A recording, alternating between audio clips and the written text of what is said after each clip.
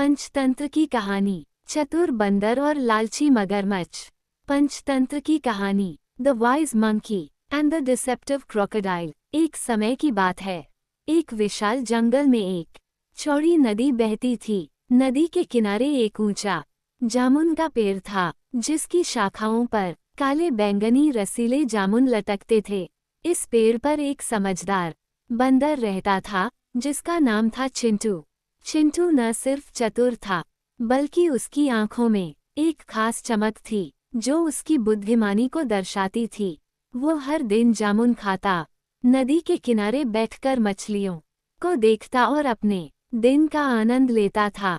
लेकिन उस नदी में एक मगरमच्छ रहता था, जिसका नाम था भोलू। भोलू दिखने में भोला भाला था, लेकिन उसका मन लालच और चालबाजी से भरा था। एक दिन भोलू ने चिंटू को पेड़ की सबसे ऊंची डाल पर बैठे हुए देखा। चिंटू एक जामुन तोड़कर बड़े मजे से खा रहा था। भोलू की आंखों में लालच की चमक आ गई। उसने सोचा, अगर मैं इस बंदर से दोस्ती कर लूं, तो मुझे रोज जामुन मिलेंगे। उसने चिंटू को आवाज लगाई, ए बंदर भाई, तुम्हारा नाम क्या है? मैं तुम्हारा दोस्त बनना चाहता हूँ। चिंटू ने नीचे देखा और हंसते हुए कहा, मेरा नाम चिंटू है। और तुम कौन हो? नदी के राजा। भोलू ने मुस्कुराते हुए जवाब दिया, मैं भोलू हूँ, इस नदी का मगरमच्छ। चलो दोस्ती करते हैं। तुम मुझे जामुन दो और मैं तुम्हें नदी के उस पार की सैर कराऊंगा। चिंटू को भोलू की बातों में कुछ शक हुआ। उसने सोचा, दोस्ती में भी चालाकी और धोखा छिपा होता है। फिर भी उसने भोलू को परखने के लिए एक जामुन नीचे फेंक दिया। भोलू ने उसे खाया और जोर से तारीफ की, वाह, ऐसा स्वादिष्ट जामुन मैंने कभी नहीं खाया। तुम सच में मेरे दोस्त बनने लायक हो। इस तरह उनकी दोस्ती शुरू हुई। हर दिन चिंटू भोलू को जामुन देता और भोलू उसे अपनी पीठ पर बिठाकर नदी के उस पार ले जाता। वहां चिंटू को नए नए फल, रंग बिरंगे पक्षी और जंगल की खूबसूरती देखने को मिलती। लेकिन चिंटू हमेशा सतर्क रहता था, क्योंकि उसे पता था कि दोस्ती के पीछे अक्सर कोई न कोई चाल होती है। कई दिन बीत गए। एक दिन भोलू की पत्नी, जिसका नाम गंगा था, ने उससे पूछा, ये जामुन तुम हर दिन कहाँ से लाते हो? भोलू ने सारी बात बताई कि कैसे वह चिंटू से जामुन लेता है। गंगा की आंखों में लालच की आग भड़क उठी। उसने कहा, अगर यह बंदर इतने मीठे जामुन खाता है, तो इसका दिल कितना स्वादिष्ट होगा। इसे मेरे लिए पकड़ लाओ। भोलू पहले तो हिचकिचाया। उसने कहा, चिंटू मेरा दोस्त है, उसे मारना ठीक नहीं। लेकिन गंगा ने उसे बार बार उकसाया, अगर तुम मुझसे प्यार करते हो, तो उसका दिल लाओ। आखिरकार भोलू गंगा की बातों में आ गया।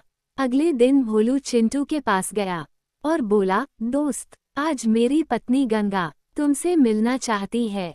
वह तुम्हारे लिए खास मछली पकाएगी। मेरी पीठ पर बैठो, मैं तुम्हें अपने घर ले चलता हूँ।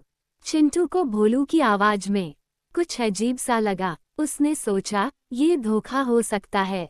फिर भी उसने भोलू की चाल को समझने के लिए हाँ कह दी। वह भोलू की पीठ पर बैठ गया। जैसे ही वे नदी के बीच में पहुंचे, भोलू ने हंसते हुए कहा, चिंटू, सच तो यह है कि मेरी पत्नी तुम्हारा दिल खाना चाहती है। अब तुम बच नहीं सकते। ये सुनकर चिंटू के होश उड़ गए। नदी का पानी ठंडा था और भोलू के दांत उसकी पीठ के पास चमक रहे थे। लेकिन चिंटू ने हिम्मत नहीं हारी। उसने दिमाग लगाया और हंसते हुए कहा, अरे भोलू, तुमने पहले क्यों नहीं बताया? मेरा दिल तो पेड़ पर ही छूट गया है।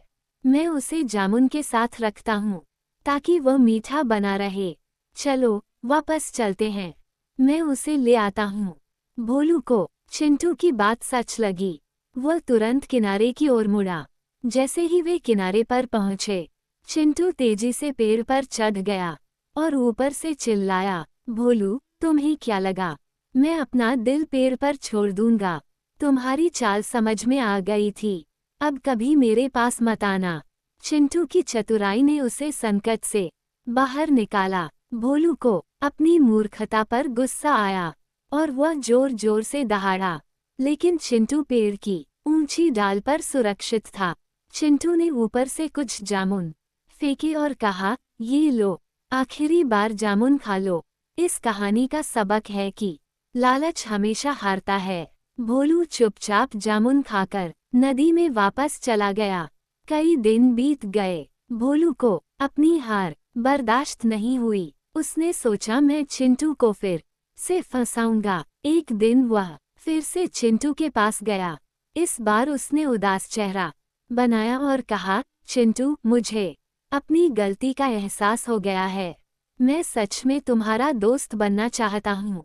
गंगा भी तुमसे माफी मांगना चाहती है। मेरे साथ चलो, इस बार कोई चाल नहीं। चिंटू ने भोलू की बात सुनी, लेकिन उसका भरोसा अब पूरी तरह टूट चुका था। उसने कहा, भोलू, पंचतंत्र की कहानी हमें सिखाती है कि धोखे की दोस्ती कभी सच नहीं होती। तुमने एक बार मुझे धोखा देने की कोशिश की, अब दूसरी बार मौका नहीं दूंगा।